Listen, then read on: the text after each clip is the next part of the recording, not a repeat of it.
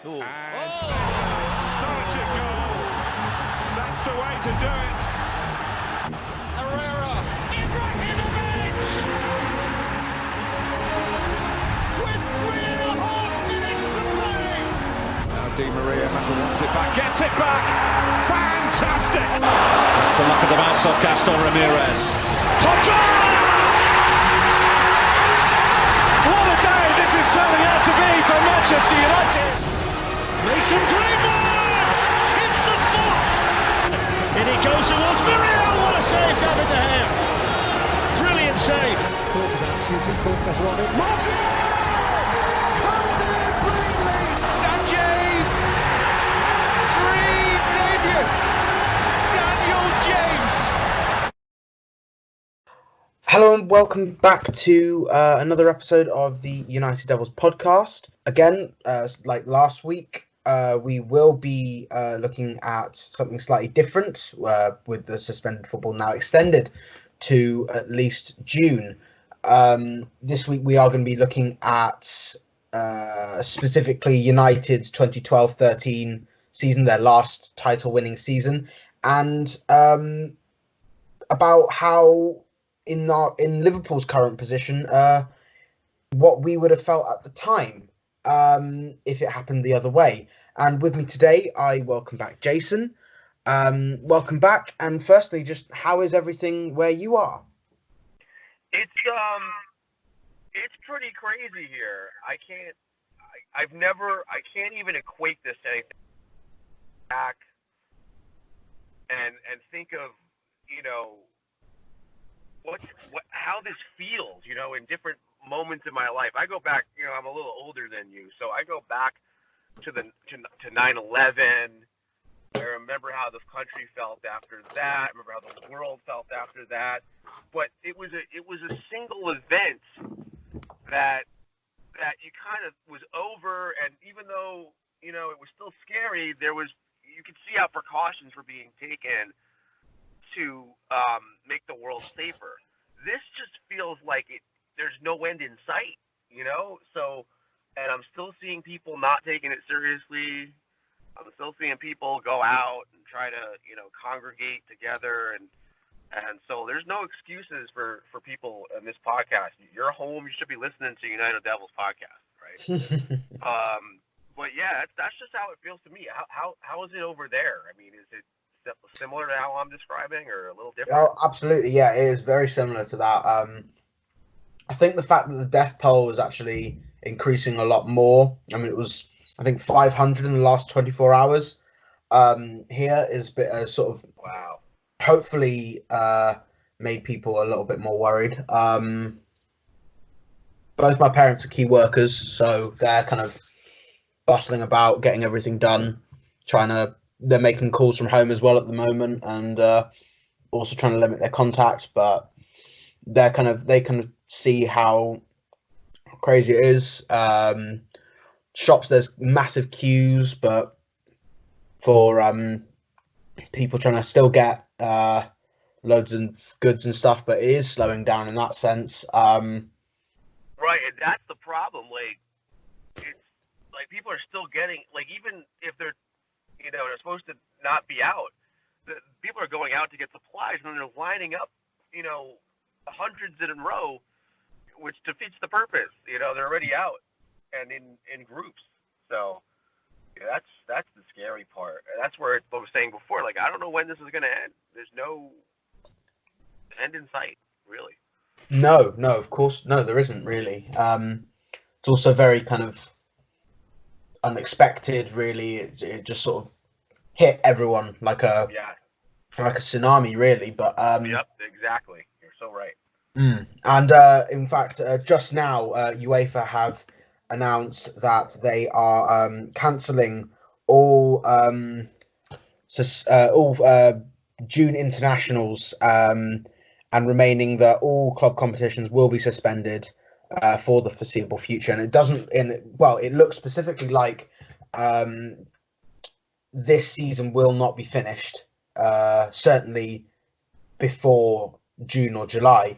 and that kind of raises its own questions in itself. I mean, other pundits, Sky, everything has been debating what to do with the season, whether to end it now, and just say where everyone is at the moment is where the season will be ended at, whether to void it all and start again in in August, same teams in the same divisions, although that raises questions of its own. We'll go into that in a bit more detail, or even to just hold off and start again when we can, and then just push everything back a little bit more in relation to next season. And also, of course, the Euro has been postponed till 2021, but pushing that back maybe a month or two just to accommodate all the change. I'm just wondering what your view of just the current situation is, and how you would go about it. Well, it's really like unprecedented. I was trying to think back again to different leagues that similar things have happened. Like in 1994, there was a baseball strike, and it was never resolved. So that Major League Baseball season was just suspended at that moment. Wow. And teams, wherever positions they were in, that was it. There was no champion, there was no World Series, there was no people who were leading divisions didn't get division championships. That's the only one I can think of. And of course there was the NHL lockout where they canceled an entire season, but that was not really a problem because no games had been played. So those are the only two things I can think of. But the reality is, I mean, the way I look at it is, and I think I put this out there on Twitter, if the season's unfinished, it's just unfinished. I mean, you feel bad for Liverpool, but as unlikely as it is, it was still mathematically possible for them not to win the title. So I don't know how you can just award them the championship. And I was thinking about this. I know it sounds like, okay, I'm a United supporter, I don't want Liverpool to have a title, but the reality is they didn't make it. I mean, I went to Rutgers University, and they had made the NCAA basketball tournament in 30 years, and they were probably going to make it this year. It got canceled. They didn't make it. Wow. They can't just say they would have made it and ended the streak. Yeah, So, well, 100%. There was no tournament. So, I mean, that's the only thing I can think of. I mean, I don't know. What do you think? Do you think, should you just give them the title? Like, they're in first place, and really, I mean, like I said, mathematically possible not to make it, but very, very unlikely. But I don't know. It's unprecedented. It really is. Yeah, I mean, it is really just sort of a kind of what next situation. You don't really know how it's gonna go, how long it's gonna be. There's suggestions it could be 3 months in lockdown, but yeah. I don't mean to scaremonger, but that is a very big possibility. Could be more. I mean, again, we're not trying Exactly. to fearmonger here, but there's no telling. You know what I mean? Like, there's no telling. 100%. Yeah. It's just when it comes to the situation, you can say we could give Liverpool the title, but then there are 19 other clubs to consider. Correct. That's true you've got to think about. Yeah, you got to think about Norwich and Villa and Bournemouth and West Ham, all of them in the relegation battle. It really could have been any of them to go down. Watford as well, sorry. They Right. it's harsh on them. It's harsh on likes of Tottenham and Sheffield United and Wolves, who have all been fighting for the Champions League spots and even for the Europa League spots, it seems. With United and Chelsea and Leicester and Liverpool getting those Champions League spots, with City potentially banned. Of course, fifth doesn't guarantee United Champions League, but it seems on paper it does, at the moment at least. And it would be kind of quite harsh on potentially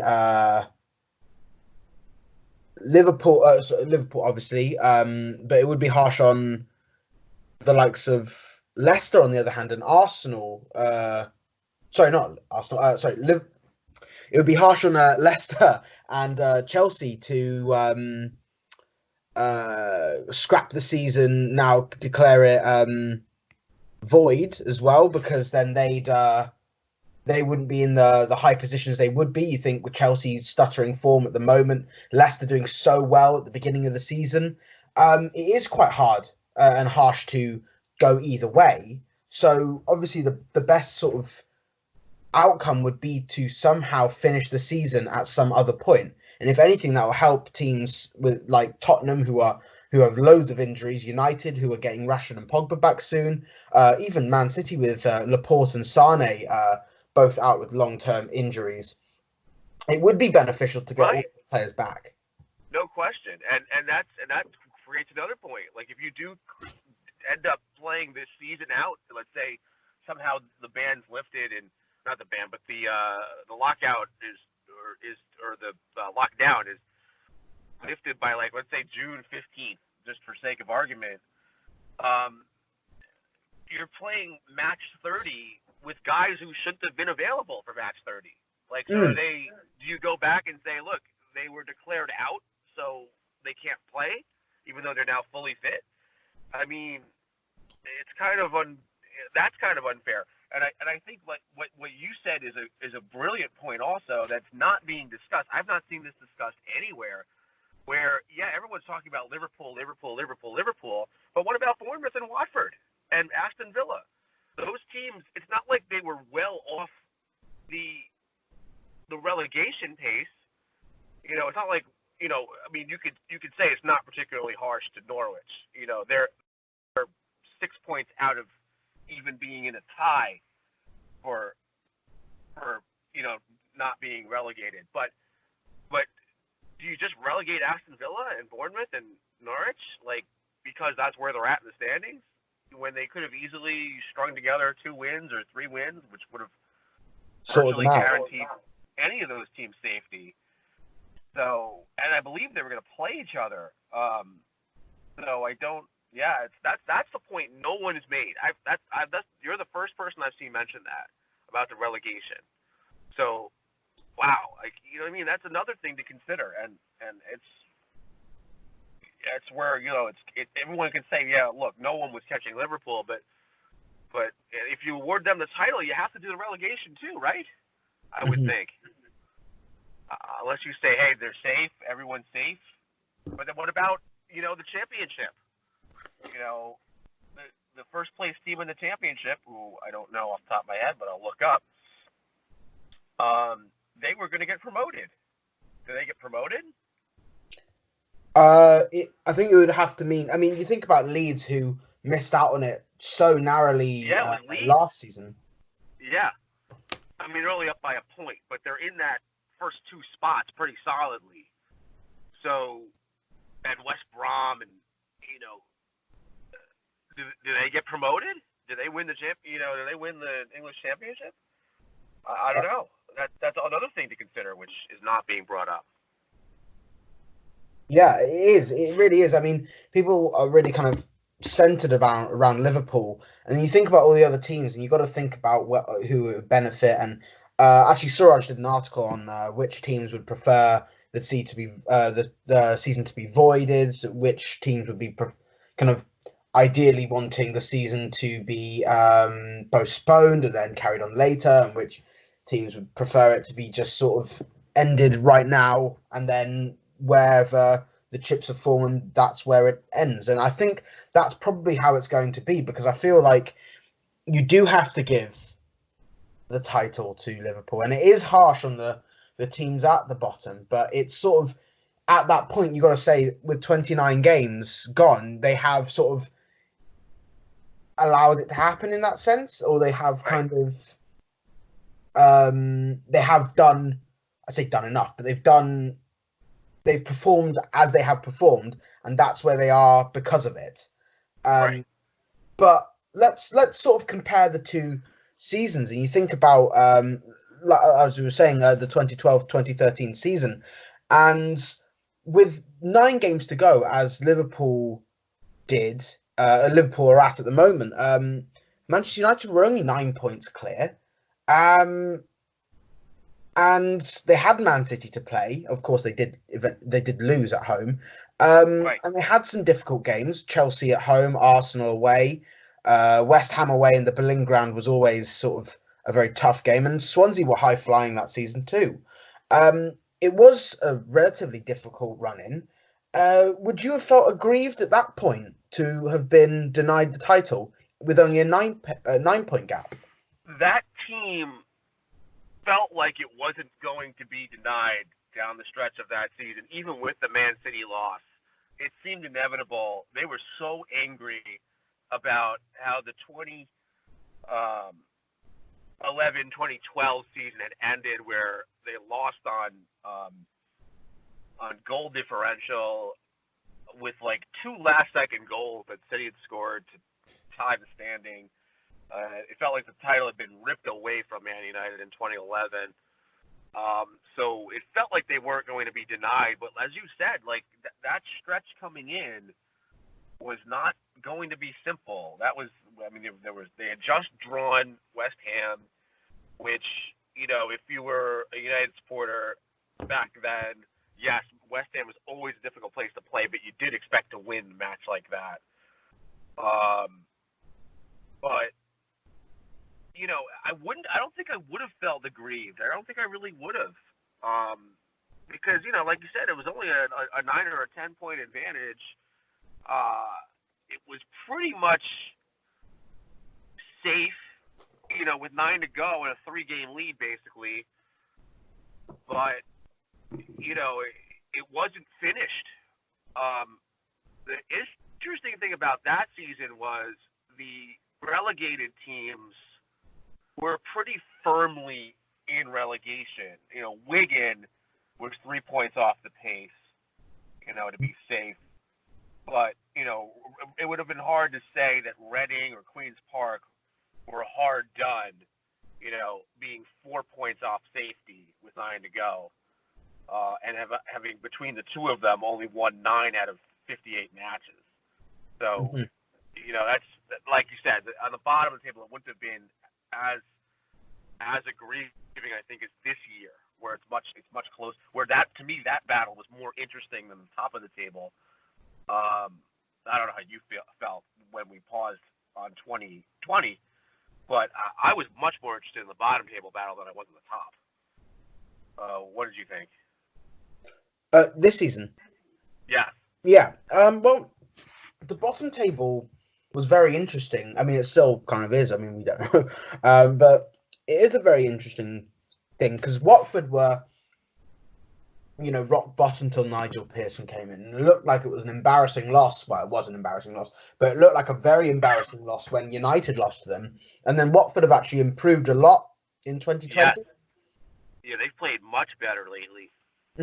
Especially taking 3 points off Liverpool with 3 goals. Especially they've, you know, put in some good performances against Arsenal, I think, and Tottenham. And they've got themselves out of the bottom 3, and they're now kind of, you know, 17th, just outside. But, you know, they've done well enough, and they've got a good team, and they're playing well. They're actually, in fact, they're not that far. They're only 1 goal between being in 18th. So it is that close. And West Ham on the same number of points as Bournemouth, who are 18th, and Watford in 17th. And what separates them is goal difference. So it is that narrow. Villa only 2 points behind, but a game in hand against, I believe, Sheffield United, who are themselves only 2 points behind Manchester United in 5th. So technically, it is very close in those positions. You could say Man City are sort of far enough away to be kind of detached from it, but it doesn't really matter what happens to Manchester City, really, because they're banned from everything. Yeah, I was going to say, I guess the difference between this year and that year is if you look at 2012-13, and to your point, you know, we were talking about how, you know, 29 games is kind of like you are where you are. The table didn't really change between week 29 or round 29 of 2012-13 and round 38. And especially the bottom three. The bottom three, the three at the bottom, the ones who were going to get relegated in 2012-13, which was Reading and Queen's Park, the teams that were relegated. The top five were United, City, Chelsea, Tottenham, and Arsenal.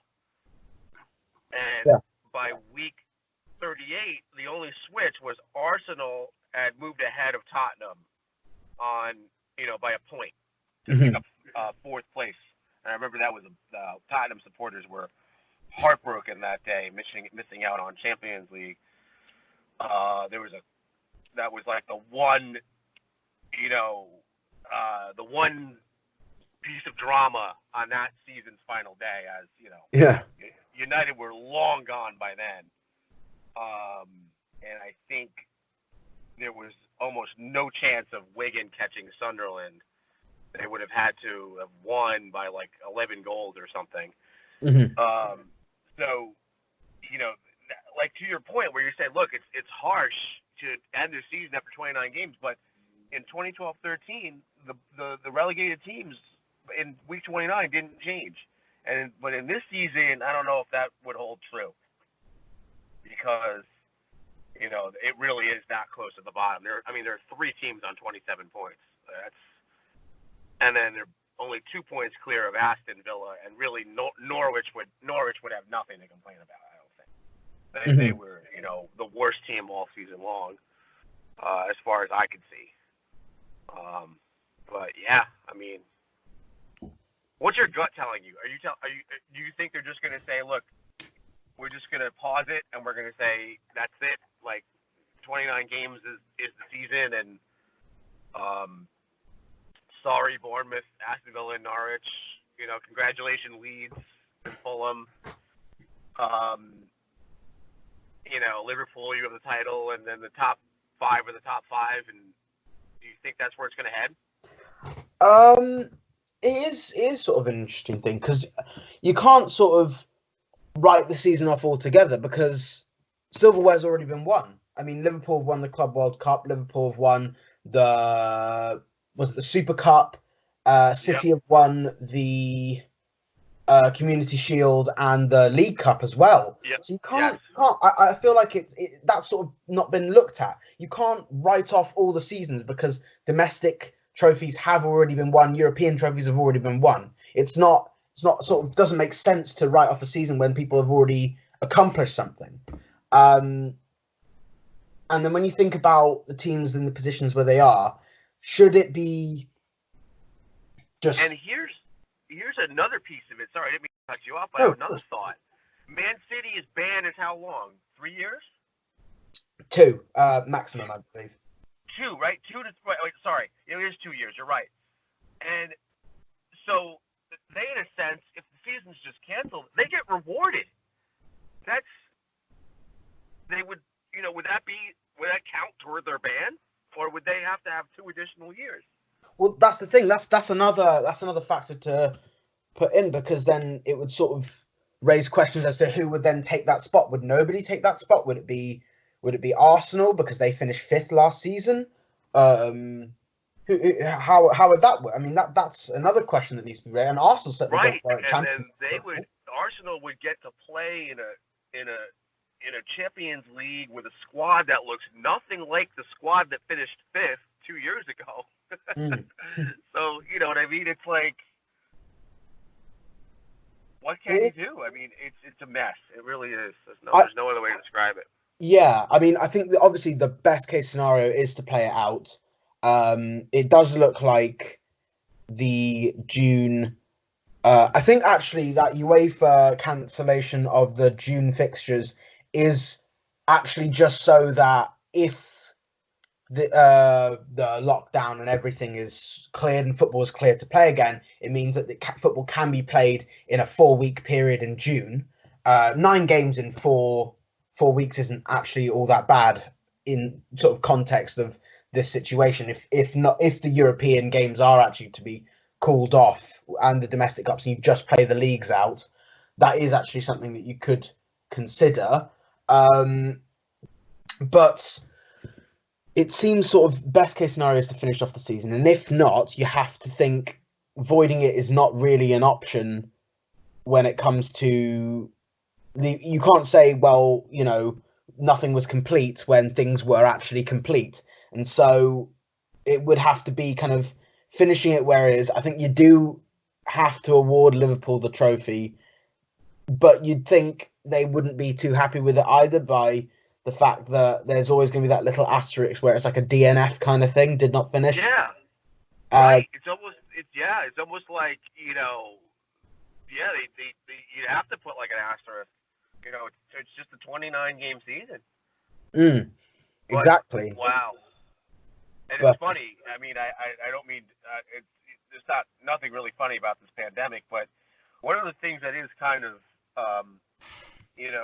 that I have been thinking about was all those memes and GIFs going around making fun of the Liverpool, celebration if they won, using the same bus, from whatever year it was, 1990. Yeah. And it's just like, they're not going to get a celebration, most likely.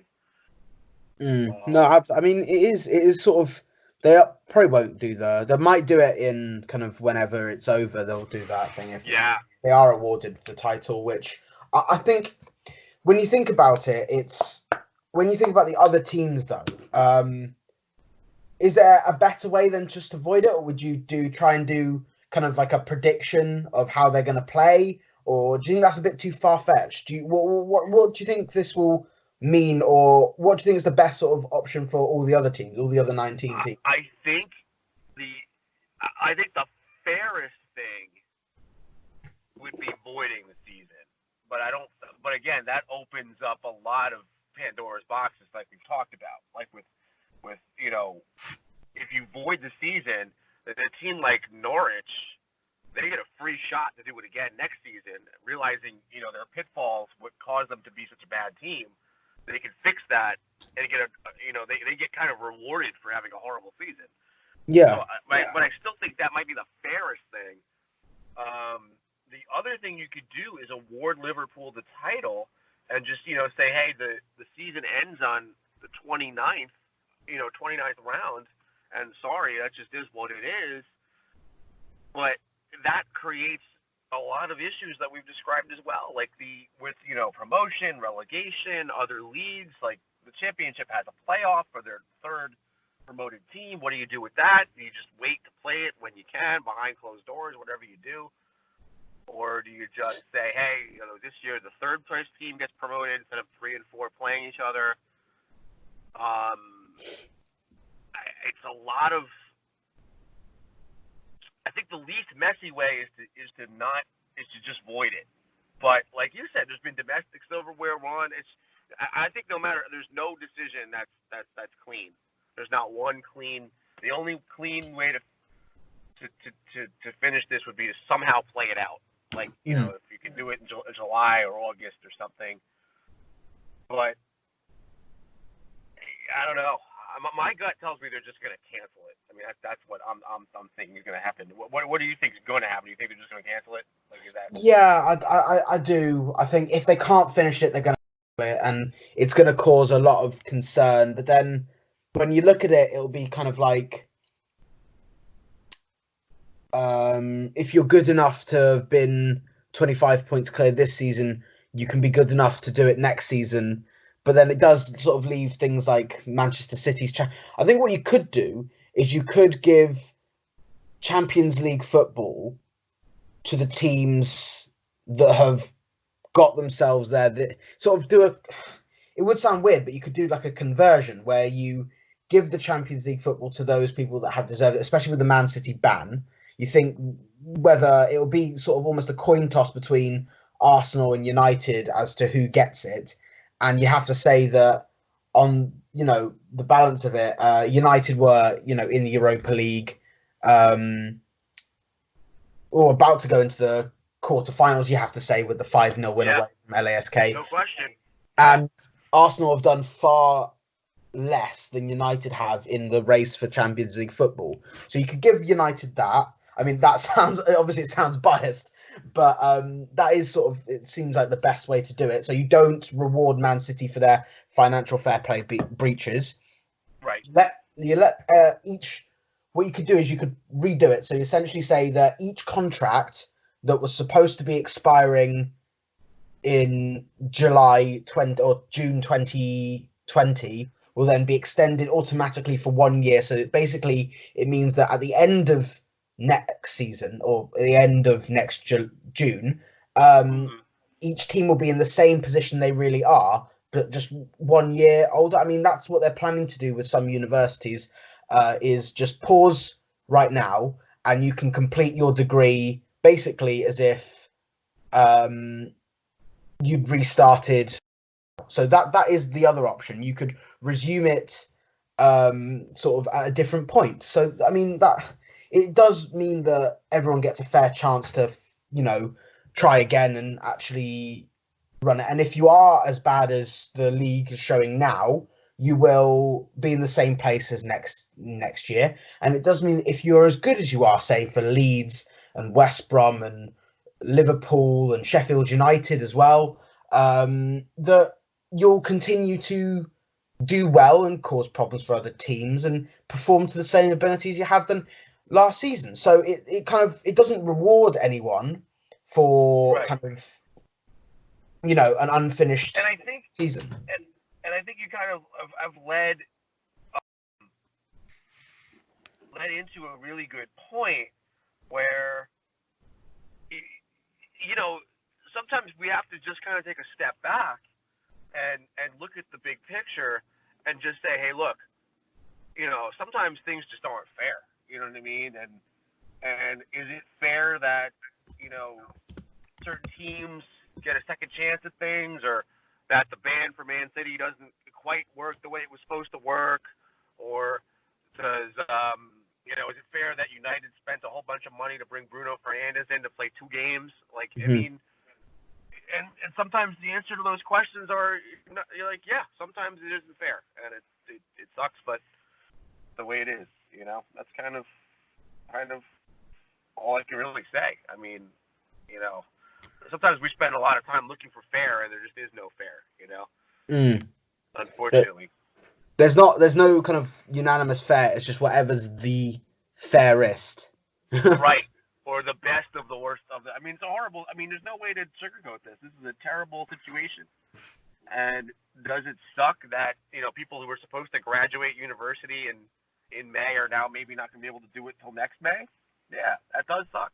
Yeah. But well, I'm one of them. What it is. Yeah. Terrible. Yeah. What they've done though is they've offered a no detriment policy at my university, where they've said essentially that whatever grades you're averaging at the moment, that is as far as it can go down. By doing more exams and assignments, your grades can only go up. So you can still graduate. Yeah. So it's not. I mean, they are sort of offering a kind of solutions to it, but none that are consistent with any other university. So it is all different for each university. I mean, some have just completely cancelled exams and just said, yeah, well, whatever you've got right now will be kind of the baseline, and then we can choose to see whether we think you'd improve or not, kind of based on past exams and mock questions and things like that. But and again, it goes back to what I was saying. It's like, is it fair? Not really, but sometimes there's not fair. So Yeah, exactly. It's like the best outcome in a bad situation. Yeah, basically. Yeah. Well, Wimbledon has also been cancelled as well. Just coming in. Oh wow. First time since World War II. So wow. I don't know if that's the level we're on, but it's. I mean, I would have. I mean, based on what's available to me right now, I probably would have watched Wimbledon. Yeah. Well, there is one league actually still open. Sorry. I couldn't hear you. There is one league that was still open. It's the Belarus Football League, which remains still in action. Maybe Sky Sports wants to hop on that because I think there's some games in Nicaragua today. Oh really? Yeah. Oh dear. Well, And tomorrow, yeah. yeah. But And Belarus, yeah. Belarus is playing Friday. oh right, okay. Sounds great. Maybe they can do the Euros instead. Yeah. Well, I think I've heard of FC Minsk. I think I've heard of them. Yeah, maybe. It rings a bell, to be fair. They're in first place after two matches. Mm. Oh man, that's where we're at. This is Yeah. where we're at right now. Well, there is actually a couple things I want to ask you about. What does this mean for the transfer window then? What do you think should happen in relation to that? Wow, it's another thing. Again, everything creates more and more dominoes, right? Because the transfer window was supposed to start like basically June 1st. What do you do? I mean, there's all kinds of things, and with with the leagues like MLS that run on the opposite schedule, where they run a spring to winter schedule,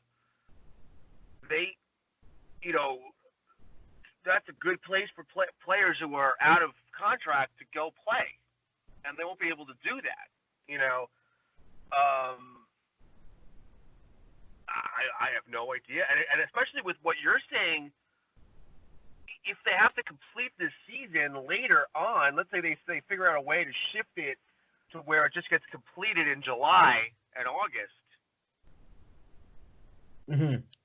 I mean, it players sort of seems are out of contract, Yeah. Or can you bring in a summer transfer to play a game like that? Yeah, I mean, Right? it is odd, isn't it? I mean, what you'd probably have to do is you'd think that the players with the contracts expiring, obviously you can't force them to still be there another year, especially because, Right. While the Premier League may be paused or held off or kind of restarted, your age doesn't. They'll still be getting older and they'll still want to Right. either try for new things or go to greener pastures. Think about the likes of Lallana and Cavani, players that kind of getting frozen out a little bit and not getting the kind of the game time that they'd be wanting to, and they kind of want to go somewhere else. So you can't stop them from doing that. Especially also players like Jadon Sancho, who wants to move, potentially Real Madrid wanting to get more players in, such as I've been hearing reports of Sadio Mane and Erling Haaland. Mathis de Ligt looks like he wants to leave. Whatever Paul Pogba wants to do now, as well seems to be on the move. Wilf Zaha, loads of players who seem to be kind of on the edges and not quite willing to commit, or players that are kind of thinking about their game time and their futures and international futures as well. You've got to think that it would be unfair for them not to be able to move on. And so then you'd kind of have to say, well, then if they're progressing, you should allow the season to be just progress and just, you could say, give Liverpool the title, give these teams Champions League football, and then next year you go again. The teams that are relegated, you got to try and, if you're good enough to go back in the Premier League, you'll show it in the Championship. And if those that have done well in the Championship, if you show that you've done well enough to get into the Premier League, we'll see how far you get. And if you go back down to the Championship, you can try again. It's just another cycle, I guess. And you could that's sort of, in that sense, then the transfer window is not scarpered. It means that the Premier League and all the other leagues can then progress and keep going. The thing is that not just the Premier League. There's 25-point gap between Liverpool. You can think about in La Liga, where there's only, I think it's 2 points between Barcelona and Real Madrid. There's, I think, maybe 5 or 6 points between Juventus and, I think, Inter Milan in Serie A. Let me just check that. No, not even. There's a point gap between Juventus and Lazio, and a 9-point gap between Inter and Juventus, with Inter having a game in hand. And the same kind of deal where, in La Liga where, Real Sociedad are on tied on points for fourth. And on goal difference, Getafe is in Europa and Real Sociedad is in Champions League. And that's only on goal difference with, again, another 10 games to go. So it's again, like we've been saying the entire pod. I think that's the theme of the podcast that every domino knocks over another domino. Like you can't just blatantly say, Liverpool is well clear, they're the champions, and it solves all the problems. It doesn't. It creates more. There's so many little, like everyone, not everyone's realizing this. There's so many little dominoes that are knocked over by each one. So every decision creates another problem, basically. Yeah, exactly. I mean, there's no sort of good outcome really. It's just whatever works for the most amount of people, and then can be kind of allowed to continue on till the next season. It's sort of whatever's the best, makes the best transition, the smoothest transition forward. Correct. Yes. So we'll have to see how that goes.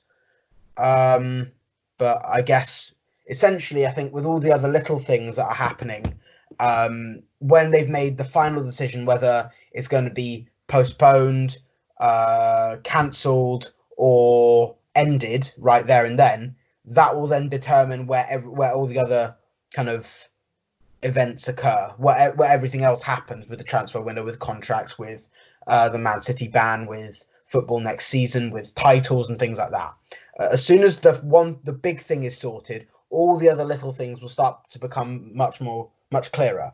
So it's a very long and painful waiting game for fans and footballers and all athletes who are waiting to see what will happen.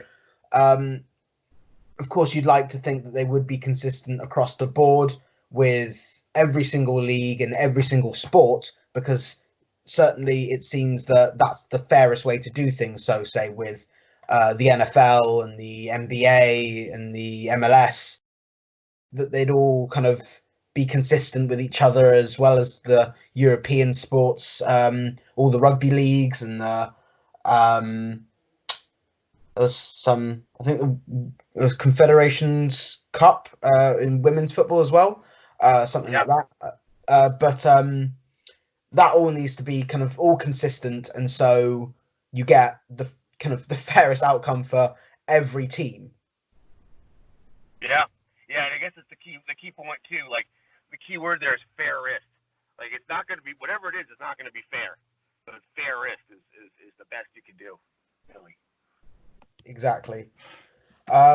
Is there anything else you wanted to talk about or discuss before?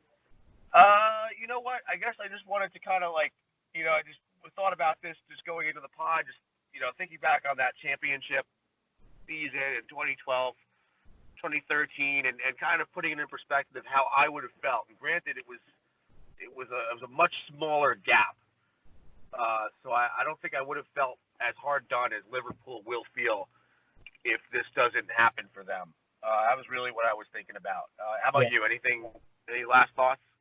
Well, I'm just thinking if they'd have postponed that season or even cancelled it and made it start again, we probably would have got another year of Ferguson. So that would have been quite nice. That's interesting too. That's the thing too. Like where, people say, oh, Liverpool's so good, they'll probably win it again next year. But remember, like when they won in 2012-13, Man United, I thought we were going to be good for quite a while, and it has been not good. No. Since then. That is the nicest way of calling it that. Yeah. Liverpool may not have a team like this again. They may not. So. Well, even then, they've been exposed this season. I mean, the last, 5 or 6 games for them have been dreadful.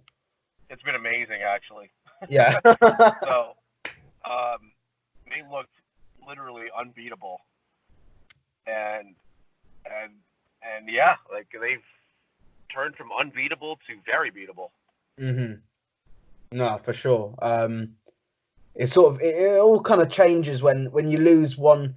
But the thing with that Liverpool side is like when you lose one piece of the puzzle, you certainly look a lot more vulnerable. When Henderson wasn't there, their midfield got overran a little bit. It wasn't as energetic. It wasn't as dynamic. Certainly they missed Coutinho as well, but with that kind of vision he has. But Henderson was sort of really kind of steamrolling through the midfield they're playing against, and he really was sort of. Got injured. That was a big loss. The Klopp rested Robertson in the FA Cup, and they got pretty much overrun in the wide areas against Chelsea. Chelsea, who's let's be honest, Pedro and Willian aren't the quickest of players, and they ripped through Liverpool at times. So, I mean, you can see sort of where it's exposed, and hopefully hopefully for Liverpool fans, Klopp will invest in and get them sort of a bit more strength so that when players do get injured, because players will get injured during the season, that there are people to back them up and players that are competent enough to actually keep doing what Liverpool are doing, because they do want to win a title. They want to win plenty of titles, especially in the current sort of team they've got and the current mentality the fans and the players and the manager have. And it's that kind of thing. You just sort of, maybe this transfer window means they can actually build and actually be better for a more consistent period. Who knows? Yeah, I mean, it's a lot of question marks and not a lot of answers, right? I guess that's the bottom line. I mean, yeah, of course. I mean, everything we're saying is relatively academic in that sense. But we can only really kind of be making suggestions and hints or predictions based on what we're told, and what we're told isn't actually an awful lot as well. Right, everything's changing on a minute to minute basis, really, honestly. 100%, yeah. It's just sort of whatever we kind of hear is sort of the next news story, and then the next news story, and then the next news story, and it's sort of, you never really know whether it's actually going to be, you know, if things are going to get better or things are going to get worse until you read it. You don't have any kind of general idea, really. Yeah, exactly. And all we could do is operate on what we know right now. And what we know right now is we knew a week ago, but less than we're going to know in a week from now, or in 2 weeks from now. So, you know, and I don't mean just with, you know, decisions related to, you know, the Premier League or World Football or UEFA. I don't mean just that. I mean just day-to-day life as well. It's very true. That is all we have time for this week. Thank you for listening, and thank you to Jayson for joining me. Thanks for having me on. It was a lot of fun as always. Yeah, thank you. Hopefully you'll stay safe, and everything's sort of gonna be kind of not chaotic any longer. Let's hope it sort of all simmers down a little bit, and hopefully we can get a few more kind of certain answers soon, really. Absolutely. And everyone else listening out there, be safe, and, you know, plenty of old football matches to watch on YouTube and everything, and just, you know, get the popcorn and Absolutely. If you do have any questions or any topics you would like for us to cover, though, please comment below on the video or on the Twitter or Facebook posts. And if you enjoyed this, please like this video and subscribe to our channel, and follow us on Twitter for all of our content.